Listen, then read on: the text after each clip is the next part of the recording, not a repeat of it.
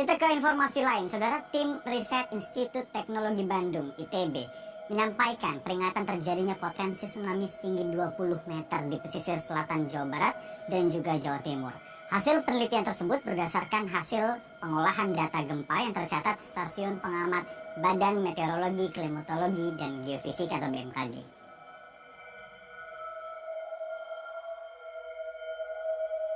Hasil riset para peneliti Institut Teknologi Bandung (ITB) yang telah diterbitkan dalam jurnal Nature Scientific Report pekan lalu mengungkapkan adanya potensi tsunami 20 meter di selatan Pulau Jawa. Tsunami diperkirakan terjadi di sepanjang pantai selatan Jawa Barat dan Jawa Timur. Peneliti ITB Sri Widianto menjelaskan tinggi tsunami dapat mencapai 20 meter di pantai selatan Jawa Barat dan 12 meter di selatan Jawa Timur dengan tinggi maksimum rata-rata 4,5 meter di sepanjang pantai selatan Jawa jika terjadi secara bersamaan. Menurut Sri, riset itu berdasarkan hasil pengolahan data gempa yang tercatat oleh Stasiun Pengamat Badan Meteorologi, Klimatologi, dan Geofisika (BMKG) dan data Global Positioning System (GPS). Sri Widianto seperti dilansir dari detik.com menyatakan, seismic gap ini berpotensi sebagai sumber gempa besar atau megatrust pada masa mendatang. Untuk menilai bahaya inundasi, permodelan tsunami dilakukan berdasarkan beberapa skenario gempa besar di sepanjang segmen megatrust di selatan Pulau Jawa. Skenario terburuk yaitu jika segmen-segmen megatrust di sepanjang Jawa pecah secara bersamaan. Tidak adanya gempa bumi besar dalam beberapa ratus terakhir tahun ini mengindikasikan bahwa gempa tsunami jenik yang dahsyat di sepanjang pantai selatan Pulau Jawa merupakan ancaman yang harus diwaspadai. Riset ini sekaligus menjawab seismic gap di sepanjang Jawa dengan total populasi lebih dari 150 juta orang yang sebelumnya masih kurang dipelajari secara intensif. Daerah-daerah di sepanjang pantai selatan Pulau Jawa, misalnya Pelabuhan Ratu, Pangandaran, Pacitan, dan Banyuwangi yang telah berkembang pesat belakangan ini rentan terhadap ancaman gempa besar dan tsunami destruktif.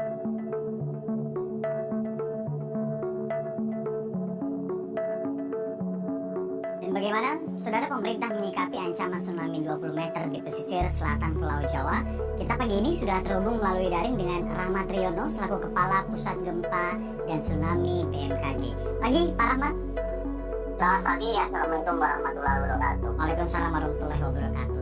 Pak Rahmat, kita ketahui beberapa hari kebelakang bahkan ini masyarakat juga lumayan heboh membicarakan terkait dengan hasil riset ITB adanya ancaman tsunami 20 meter. Seperti apa kalau penjelasan dari BMKG sendiri? Ya, ancaman tsunami itu tidak hanya di selatan Jawa, ya, di pantai barat Sumatera, kemudian selatan Jawa, selatan Bali, selatan Tenggara, sampai ke Papua, di utara Papua, di Maluku juga, udaranya Sulawesi juga. Demikian itu ancaman-ancaman gempa yang ada subduksi, ya, sampai Sumatera dan kemudian berpotensi tsunami. Tentunya kita sikapi dengan cara bijak bahwa kita terima kasih sekali dengan para peneliti, ya. Akhirnya ini juga membantu kami untuk mensosialisasikan ke masyarakat pantai gitu, ya, bahwa ancaman tsunami itu ada di sebelah sana gitu kan. Jadi kita sih sudah sering kali mensosialisasikan, ya. Kita ketahui juga bahwa daerah pertemuan lempeng itu juga ada di selatan Jawa gitu kan. Nah, di lain tempat juga demikian, dan kita sudah sosialisasikan bahwa ada ancaman di sana.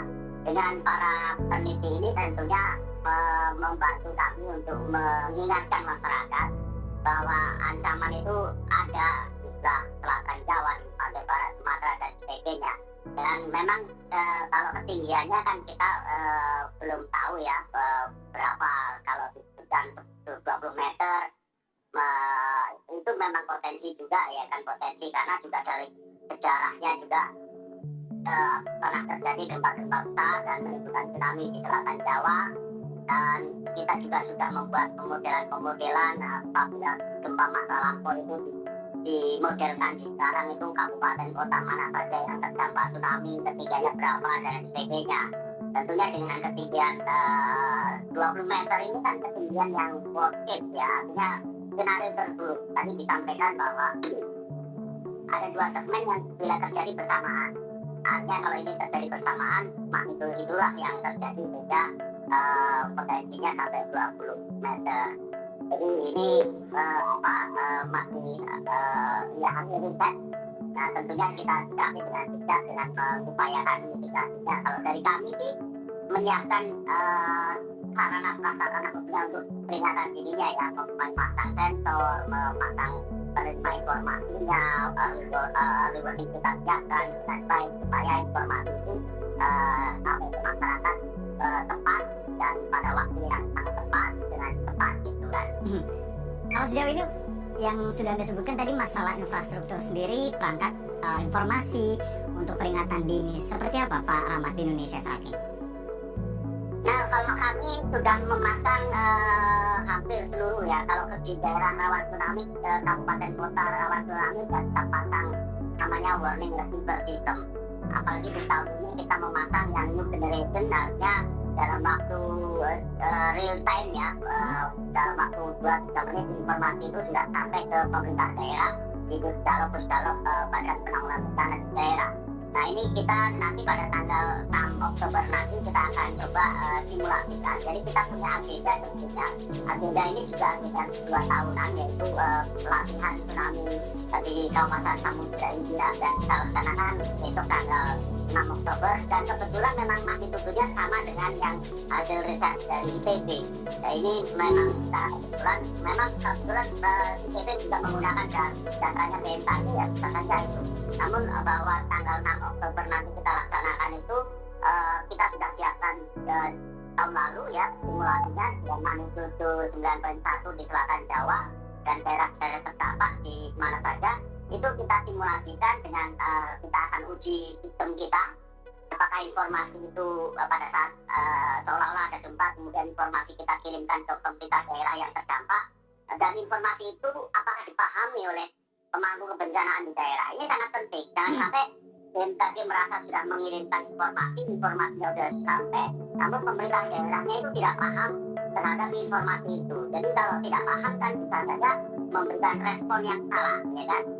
Di situ kita sudah infokan dalam informasi peringatan dininya kabupaten kota yang akan terdampak ya, dengan waktu tiba tsunami-nya, bahkan ketinggian tsunami-nya, levelnya awas atau siaga waspada. Nah ini dipahami nggak itu nantinya? Ini sangat penting kita simulasikan, dan kita juga akan uji SOP antara SOP-nya BMKG dengan SOP di daerah di BPBD, apakah ada sinergi, ada kesinambungan di situ. Ini akan kita uji pada saat tanggal 6 Oktober nanti. Oke, jadi akan lebih diuji mengenai masalah komunikasi, jangan sampai kemudian terjadi misinformasi dan kemudian antisipasi bencana ini jadi tersendat begitu ya, Pak Rahmat? Iya betul. Tidak hanya komunikasinya saja, tapi pemahaman stakeholder dalam hal ini pemangku kebencanaan di daerah, apakah cukup paham terhadap pesan warning dari BMKG. Sejauh ini seperti apa Pak Rahmat? Maaf saya potong sedikit. Sejauh ini seperti apa pemahaman para pemangku daerah atau pemangku kepentingan di daerah terkait dengan mitigasi, antisipasi bencana alam, khususnya gempa bumi dan ancaman tsunami begitu? Ya, setiap daerah variatif sekali ya, karena memang kita tahu di daerah juga seringkali kita sudah jelaskan tentang produk peringatan dini BMKG ya ke pemerintah daerah, ke Badan Penanggulangan Bencana itu. Namun kan kejadian tsunami kan jarang terjadi, sehingga jangan sampai kita tidak bersosialisasikan sekarang kemudian ada perjanjian terdapat di daerah sehingga tidak paham. Jadi kita sering harus sosialisasikan itu. Memang beberapa daerah tingkat pemahaman terhadap peringatan dini dari BMKG bervariasi ya. Ada yang karena mengikuti terus, memahami, sehingga ada akses informasi dari kami juga dipahami. Kami terus berkoordinasi dengan pemerintah daerah supaya produk-produk peringatan dini dari kami itu bisa dipahami secara baik oleh para pemangku bencana di daerah. Pak Rahmat, mengenai tsunami, Tri Andi juga memang menyebutkan jangan sampai karena tsunami ini jarang terjadi, kemudian juga luput pemahaman para pemangku kepentingan di daerah. Tapi kita ingat sekali kejadian di tahun 2018 lalu, yang memang tsunami di Selat Sunda ini tidak terjadi karena aktivitas gempa bumi, melainkan ada aktivitas di anak gunung Krakatau begitu ya, waktu itu gunung anak Krakatau, maaf saya, dan itu menyebabkan hampir 500 orang meninggal. Di situ apa yang bisa kita pelajari, Pak Rahmat? Iya, tentunya kita kita juga membangun sebuah sistem peringatan dini tsunami ya, yang non tektonik ya. Memang yang peringatan dini tsunami yang dibangun oleh Indonesia sejak tsunami Aceh itu adalah tsunami yang diakibatkan oleh gempa-gempa tektonik. Jadi bukan yang non tektonik seperti aktivitas gunung atau erupsi atau longsor itu tidak disiapkan untuk ke sana, sehingga kejadian selat Sunda itu tidak terjadi ya, karena memang sensor-sensor kami juga tidak karena itu getarannya sangat lemah sekali, tidak terdetek secara, kalaupun terdetek itu dianggapnya bukan kan ini kalau gempa-gempa besar sehingga bisa mampu mendetek dengan menganalisa dan otomatis keluaran warning modeling. Nah, di Selat Sunda itu karena aktivitas longsoran erupsi sehingga memang sistem kami bukan disiapkan untuk itu. Nah, setelah kejadian ini tentunya kita menyiapkan sebuah sistem peringatan dini tsunami yang non tektonik atau kita sebut INATNT ya, Indonesia Tsunami Non Tektonik, khususnya untuk di area Selat Sunda memang kita sudah siapkan, dan tentunya ke depan di daerah-daerah lain ya, untuk gunung-gunung api kita sudah koordinasi bekerjasama dengan Badan Geologi ya, kan untuk gunung-gunung api yang di laut ya, yang pernah sejarahnya erupsi itu kita monitor bareng. Kalau ada aktivitas gunung erupsi di situ, kemudian Badan Geologi akan menginfokan segera kepada BMKG untuk kalau itu berpotensi tsunami ya kita keluarkan warning. Baik, Pak Rahmat, berbicara mengenai antisipasi dan kesiapsiagaan pastinya ya, ini ada beberapa lembaga juga yang memang berperan. Kita ingat kalau ada bencana di Indonesia, BMKG memberikan peringatan dini, kemudian tadi Anda sebutkan juga berkoordinasi dengan Badan Geologi, ada BNPB juga nanti di sana setelah misalkan bencana itu berlangsung. Bagaimana sistem koordinasi dan komunikasi antara lembaga ini? Apakah sudah terintegrasi dengan baik, Pak Rahmat? Ya, tentunya sejak tsunami Aceh itu kita lembaga sudah membangun peringatan tsunami ya, yang kita sebut Inasius. Itu ada lembaga 15 lembaga yang membangun, dan kemudian ada waktu itu ada misalnya 3 lembaga operasional ya, yaitu BMKG, BPPT, dan BIG, Badan Informasi Geospasial, yang untuk mensupport data-data TSG ya. Kalau BPPT yang mensupport data-data bumi.